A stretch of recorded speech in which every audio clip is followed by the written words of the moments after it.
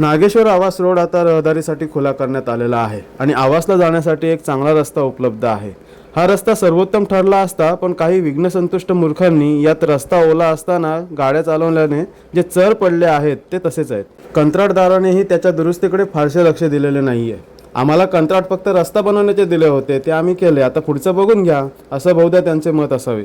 समाजात आपला एक ठसा उमटवला पाहिजे असे इथल्या कुत्र्यांनाही वाटल्यामुळे त्यांनी आपल्या पाऊलखुणा इथे उमटवल्या आहेत। त्या पुढे जाऊन खड्ड्यांचे रूप घेऊ शकतात। मध्ये एक छोटा भाग तसाच ठेवला आहे। त्याची दोन कारणे आहेत। एक म्हणजे लोकांना कळावं की बाबा आधी रस्ता कसा होता आणि आता कसा केला आहे, आणि दुसरं कारण म्हणजे चांगला रस्ता बघून लोक भरधाव गाड्या चालवत आहेत, त्यांना आळा बसावा। पण लवकरच हाही भाग पूर्ण होईल। हा रस्ता 1 इंच अजून जाड असायला हरकत नव्हती, कारण या रस्त्यावरून ट्रक, कॉन्क्रीट मिक्सर यासारखे अवजड वाहनेही जात असतात, त्यामुळे हा रस्ता जास्त टिकायला मदत झाली असती। पण एवढे मुद्दे वगळता एकंदर रस्ता छान झालाय आणि इतक्या जलद हा पूर्ण केला त्याबद्दल धन्यवाद। फक्त रात्रीच्या वेळी या रस्त्यावर दिवे नसल्याने थोडी अडचण होते। जिथे दिवे आहेत त्यांचा फारसा उजेड पडत नाहीये, त्यामुळे ज्या गाड्यांचे चर आहेत त्यात गाड्यांची चाके डगमगत आहेत, ज्यामुळे दुर्घटना होण्याची शक्यता आहे।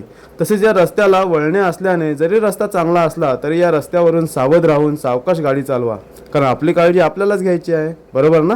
बाकी तुम्हाला काय वाटतं हे मला कमेंट सेक्शनमध्ये नक्की कळवा। आपण भेटूया पुढल्या व्हिडिओमध्ये। धन्यवाद।